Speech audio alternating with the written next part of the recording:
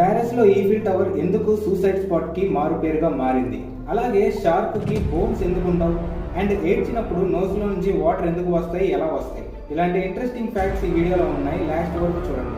ఇంకా ఏ మాత్రం లేట్ చేయకుండా వీడియో స్టార్ట్ చేద్దాం. విశాల్ది ఒక సినిమా ఉంది కదా, ఆ మూవీ క్లైమాక్స్ లో విలన్ ని చంపి ముసళ్ళకి ఎరగా వేస్తారు. ఆ సీన్ లో చూడండి, ముసలికి అండ్ అతనికి మాక్సిమం 50 మీటర్స్ డిస్టెన్స్ ఉంటుంది. కానీ ఆస్ట్రేలియాలో ఒక మ్యూజియం ఉంది, అక్కడ డైరెక్ట్ గా ముసళ్ళని ఫేస్ టు ఫేస్ చూడొచ్చు. ఆ మ్యూజియం లో ఒక ముసలికి వరల్డ్ రికార్డ్ కూడా వచ్చింది. అది ఏంటంటే ఈ ప్రపంచంలోనే అతిపెద్ద ముసలిగా వరల్డ్ రికార్డ్ వచ్చింది. ఇది 7 అడుగులు పొడవు ఉంటుంది, అలాగే 5.48 వెడల్పు ఉంటుంది. 98% దీనికన్నా పెద్ద ముసలి ఈ ప్రపంచంలో లేదు. మేబీ అమెజాన్ రెయిన్ ఫారెస్ట్ లో ఉండొచ్చు. స్టార్టింగ్ లో చెప్పే కదా, విశాల్ మూవీలో ముసలికి అండ్ అతనికి 50 మీటర్స్ డిస్టెన్స్ ఉంటుందని. కానీ ఈ మ్యూజియంలో దీన్ని డైరెక్ట్ గా ఫేస్ టు ఫేస్ చూడొచ్చు. అది ఎలా అంటే, అక్కడ విజిట్ చేసిన టూరిస్టులు దాని దగ్గర నుంచి చూడాలంటే సమ్ అమౌంట్ పే చేయాలి. ఇప్పుడు వాళ్ళు మనల్ని ఒక గ్లాస్ కేజ్ లో పెట్టి ఆ ముసలున్న సాల్ట్ వాటర్ స్విమ్మింగ్ పూల్ లోకి వదిలేస్తారు. మన దగ్గరికి ఫుడ్ తెచ్చి ఆ ముసలి ఎదురుగానే పెడతారు. అలాగే దీన్ని కేజ్ ఆఫ్ డెత్ అని కూడా పిలుస్తారు. దాన్ని కేజ్ ఆఫ్ డెత్ అని ఎందుకు పిలుస్తారంటే, ఆ కేజ్ లో నుంచి ఆ ముసలిని డైరెక్ట్ గా చూస్తే మన డెత్ ని దగ్గర నుంచి చూసినట్టు ఉంటుందంట.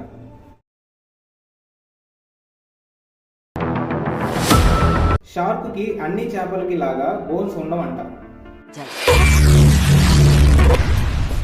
ఏమిటండి మీరు మాట్లాడేది? ఎస్, షార్క్ కి బోన్స్ ఉండవు. కానీ బోన్స్ కి బదులుగా కార్టిలేజ్ అనే స్పెషల్ మెటీరియల్ ఉంటుంది. ఇది చాలా ఫ్లెక్సిబుల్ గా ఉంటది. దీని స్పెషల్ ఏంటంటే, సముద్రంలో ఎంత లోతుకి వెళ్ళినా కార్టిలేజ్ అనే మెటీరియల్ దానికి తగ్గట్టు ఫ్లెక్సిబుల్ గా బెండ్ అవుతుంది. అలాగే దీని వల్ల ఒక వీక్ పాయింట్ కూడా ఉంది. షార్క్ భూమి మీదకి వస్తే దాని బరువు వల్ల అదే చచ్చిపోయింది. ఓన్లీ వాటర్లో లోతులో ఈదడానికి మాత్రమే ఈ కార్టిలేజ్ అనే మెటీరియల్ యూజ్ అవుతుంది.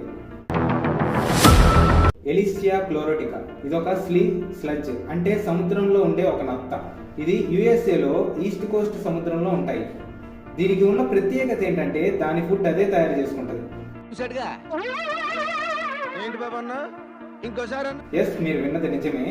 ప్లాంట్స్ లాగే అది కూడా ఫోటోసింథసిస్ చేసి ఫుడ్ ప్రిపేర్ చేస్తుంది. అది ఎలా ప్రిపేర్ చేస్తుంది అంటే, ఇప్పుడు ఆల్రెడీ ఫోటోసింథసిస్ ప్రిపేర్ చేయడానికి రెడీగా ఉన్న ప్లాంట్స్ నుంచి సెల్స్ ని తీసుకొని ఫుడ్ ప్రిపేర్ చేస్తుంది. ఈ స్క్రీన్ మీద కనపడుతుంది కదా, ఈ చేప పేరు ఒక్విటా. ఇది మెక్సికోలో గల్ఫ్ ఆఫ్ కాలిఫోర్నియా అనే సముద్రంలో ఉంటాయి. కానీ వీటి జాతి మెల్లమెల్లగా కనుమరుగైపోతుంది. ప్రెసెంట్ ఈ ప్రపంచంలో 10 మాత్రమే ఉన్నాయి. అండ్ దీన్ని మెమల్ అని కూడా అంటారు.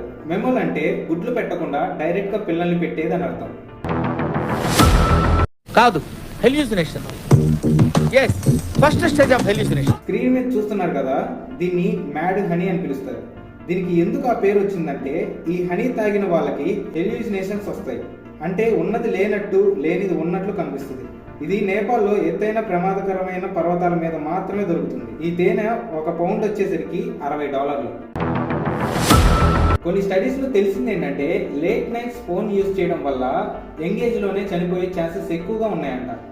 అంటే హార్ట్ అటాక్ అండ్ బ్రెయిన్ కి సంబంధించిన వ్యాధులు వస్తాయి. So late night phone use చేయడం తగ్గించండి. క్లోరోఫామ్, ఈ పేరు మీరు వినే ఉంటారు.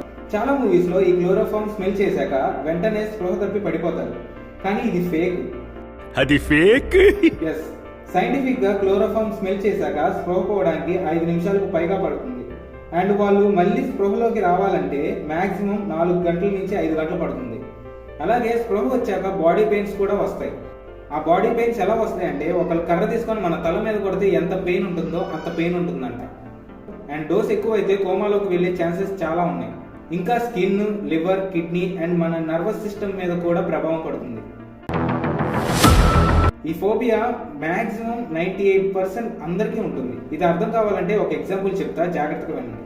ఇప్పుడు మనం ఒకరిని నమ్మి మన సీక్రెట్ ని అండ్ ఎమోషన్స్ ని షేర్ చేసుకుంటాం. అవి వేరే వాళ్ళకి చెప్తే మనం ఈ జన్మలో వాళ్ళని ఇంకా నమ్మం. ఇంకా ఒక్కసారి ఇలాంటి ఎక్స్పీరియన్స్ అయ్యాక ఎవరికి మన సీక్రెట్స్ అండ్ ఎమోషన్స్ షేర్ చేసుకోం. దీన్నే పిస్థాంథ్రోఫోబియా అంటారు. ఈ ఫోబియా ఉన్న వాళ్ళు వేరే వాళ్ళని నమ్మడానికి భయపడతా ఉంటారు. మనం ఏడ్చినప్పుడు మనకు నోస్లో నుంచి కూడా వాటర్ వస్తాయి కదా, అంటే మన భాషలో చెప్పాలంటే చీమిడి. అలా అంటే చాలా బాగోదు. చాలా బాగోదు. అందుకే వాటర్ అని అంటున్నా, అర్థం చేసుకోండి. ఎవరికి తెలియని విషయం ఏంటంటే ఏడ్చినప్పుడు 80% కన్నీరు మాత్రమే మన కళ్ళలో నుంచి వస్తాయి, మిగతా 20% నీళ్లు మన నోస్లో నుంచి వస్తాయి.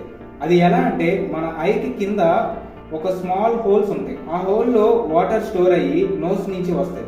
ఆ హోల్స్ ఉన్న ప్లేస్ ని పంచ్టా అంటారు. మనం ఏడ్చినప్పుడు అందుకే నోస్లో నుంచి కూడా వాటర్ వస్తాయి.